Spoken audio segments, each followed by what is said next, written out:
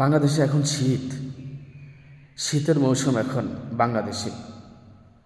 বাংলাদেশে যখন শীত আসে তখনই পাড়া মহল্লায় ওয়াজ মাহফিল আরম্ভ হয়। বাংলাদেশে শীতের মৌসুম আসা মানেই ওয়াজ মাহফিলের মৌসুম আসা। বাংলাদেশে এত ওয়াজ মাহফিল হয় প্রত্যেক দিন এই ওয়াজের মৌসুমে অন্তত কমপক্ষে ছোট বড় মিলিয়ে 35,000 প্রত্যেক দিন 35,000 ওয়াজ মাহফিল হয়। তো এত ওয়াজ হয়, কি হয়? লোকেরা কি হেদায়েতের পথে আছে? দেখেন, লোকেরা কি হেদায়েত হয়? দিন দিন নামাজের সংখ্যা কমে যাচ্ছে, দিন দিন ভালো মানুষের সংখ্যাই কমে যাচ্ছে। আপনি দেখেন, দিনে দিনে মসজিদগুলা খালি হয়ে যাচ্ছে। মসজিদে ইমাম সাহেব, মুয়াজ্জিন সাহেব কিংবা আরও দুই একজন মুসল্লি নিয়ে ফজরের জামাত হয়, অথচ এত ওয়াজ মাহফিল হয়, লোকেরা এত ওয়াজ মাহফিল করায় কিংবা হুজুরের এত ওয়াজ মাহফিল করে, লোকেরা হেদায়েতের পথে নেই। আর হুজুররা যারা ওয়াজ মাহফিল করে তারা নিজেরাই তো হেদায়েতের পথে নেই। আপনি দেখেন, এই যে ওয়াজ মাহফিলের নামে বাংলাদেশে বেশি সংখ্যক জায়গায় বন্ডামি হয়। বন্ডামি দেখেন, তাফসিরুল কোরআন মাহফিল, এক বিরাট তাফসিরুল কোরআন মাহফিল লিখে রাখেন ওই পোস্টারের মধ্যে, কিন্তু আদৌ কি তাফসিরুল কোরআন মাহফিল হয়? আপনি বলুন। এই বক্তা কখনো গান গায়, কখনো গজল গায়, লোকেদেরকে কখনো হাসায়, কখনো কাঁদায়, মানে এইভাবেই ওয়াজ শেষ করে দেয়। কতক্ষণ নিজের প্রশংসা করে, কতক্ষণ নিজের পীরের প্রশংসা করে, এভাবেই সময় শেষ করে দেয়। আর বক্তা আসে চুক্তি করে, বক্তা যে আসে চুক্তি করে আসে। যারা চুক্তি করে দিন প্রচার করে তাদের ওয়াজ শোনা যাবে না, কেননা তারা হেদায়েতের পথে নেই। আল্লাহ তাআলা পবিত্র সূরা ইয়াসিনের 21 নম্বর আয়াতের মধ্যে বলেন, ইত্তাবিউ মা লা ইয়াসআলুকুম আজরাও ওয়া হুম মুহতাদুন। আপনারা অনুসরণ করুন তাদেরকে, বলছেন, আর অনুসরণ করে তাদেরকে যারা বিনিময় চায় না, যারা চুক্তি করে না, যারা দিনের ব্যাপারে কি করে না, দিন প্রচার করবে, তারা বিনিময় চায় না, চুক্তি করে না, এদেরকে অনুসরণ করুন। এরাই হেদায়েতের পথে হেদায়েত প্রাপ্ত। তো আল্লাহ তাআলা কিন্তু বলছে, ইত্তাবিউ মা লা ইয়াসআলুকুম আজরাও ওয়া হুম মুহতাদুন। ইত্তেবা করেন, অনুসরণ করেন তাদেরকে, অনুসরণ করো তাদেরকে যারা বিনিময় চায় না, তারা হেদায়েত প্রাপ্ত। তাহলে এখন যারা বিনিময় চায়, যারা আগে থেকেই চুক্তি করে আসে, এদের ওয়াজ আপনারা কি শুনবেন? আল্লাহ নিষেধ করে দিয়েছেন, এদের ওয়াজ শোনা যাবে না। যারা চুক্তি করে আসে, যারা চুক্তি করে না, তাদের ওয়াজ শোনা যাবে। আর ওয়াজ কিন্তু, এই যে ওয়াজ মাহফিল যে হয়, এগুলা করলে কিন্তু লাভ আছে। কাদের লাভ? যারা ওয়াজ মাহফিল করায় তাদেরও লাভ, আর যারা ওয়াজ করে তাদেরও লাভ। কমপক্ষে একটা বক্তার দাম, একেবারে কমপক্ষে 1 ঘন্টা কিংবা 1.5 ঘন্টা আলোচনা করবে, ওয়াজ করবে, 5,000 টাকা দিতে হবে।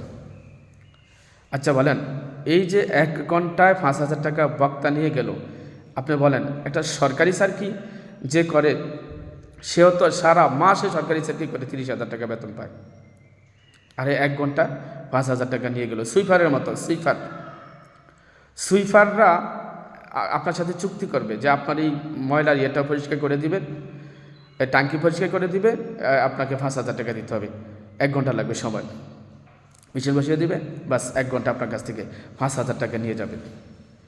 বলছিলাম, যারা চুক্তি করে তারা সুইপারের থেকেও খারাপ, তারা সুইপারের থেকেও খারাপ। আর যারা চুক্তি করে না, যারা বিনিময় চায় না, তারা তো তাদেরকে তো বিনিময় দিবেন আল্লাহ তাআলাই, তাদেরকে তো পুরস্কার আল্লাহ তাআলাই দিবেন। আর দেখেন, এই যে ওয়াজ মাহফিলগুলো করায় কারা? সমাজের মধ্যে যারা বেনমাজি, সারাদিনে 1 ওয়াক্ত নামাজ পড়ে না, জুম্মার নামাজটা পর্যন্ত পড়ে না, তারা এই ওয়াজ মাহফিল করা, তারা ইন্তেজামিয়া কমিটি হয়। অথচ আল্লাহ তাআলা কি বলেছেন? সূরা সফের 2 নম্বর 3 নম্বর আয়াত দেখবেন, ইয়া আইয়ুহাল্লাযীনা আমানু লিমা তাকুলুনা মা লা তাফআলুন। হে ঈমানদার লোকেরা, তোমরা নিজেরা যেটা করো না সেটা তোমরা বলো কেন? কাবুরা মাক্কাতান ইনদাল্লাহি আন তাকুলু মা লা তাফআলুন, তোমরা নিজেরা যেটা বলো না সেটা বলা আল্লাহ তাআলার কাছে খুবই অসন্তোষজনক। তো এখন যারা ওয়াজ মাহফিল করে এরা নিজেরাই নামাজ পড়ে না। আপনি দেখবেন, বললাম না, 5 ওয়াক্ত নামাজের মধ্যে 1 ওয়াক্ত নামাজও পড়ে না, জুমার নামাজটা পর্যন্ত তারা পড়ে না, অথচ তারা লোকেদেরকে হেদায়েতের পথে ডাকে। তারা ইন্তেজামিয়া কমিটি হয়, তারা মাহফিলের ইন্তেজাম করে, মাহফিলের তারা মাহফিলের জন্য হুজুর দাওয়াত করে। আর ওরা এমন হুজুর দাওয়াত করে, ওদের মতো বেনমাজি যারা যে হুজুর, এই হুজুরগুলো ওরা দাওয়াত করে। আপনি দেখবেন অনেক হুজুর, অনেক বক্তা আছে নামাজই পড়ে না, অনেক বক্তা আছে নিজেরাই নামাজ পড়ে না, অনেক বক্তা আছে নিজেরা নামাজ পড়ে না, নিজেরাই ভালো না। আর আপনি রাত জেগে আবার এই সমস্ত বক্তাদের আলোচনা শুনতেছেন, এই যে শীতে দিয়ে বসে আপনি এই সমস্ত বক্তাদের আলোচনা শুনতেছেন, যাদেরকে আল্লাহ তাআলা নিজেই নিষিদ্ধ করেছেন। আরে ভাই, রাত জেগে আপনি এদের আলোচনা না শুনে আপনি ঘুমান, কেননা ঘুম আপনার জন্য আল্লাহ তাআলা শান্তিময় করেছেন, নিদ্রাটা করেছেন আপনার জন্য আরামের জন্য। ওয়াজআলনা নাওমাকুম সুবাতা, আল্লাহ তাআলা নিজে বলেন যে আমি নিদ্রা করেছি আরামের জন্য, নিদ্রা দিয়েছি লোকেদের আরামের জন্য।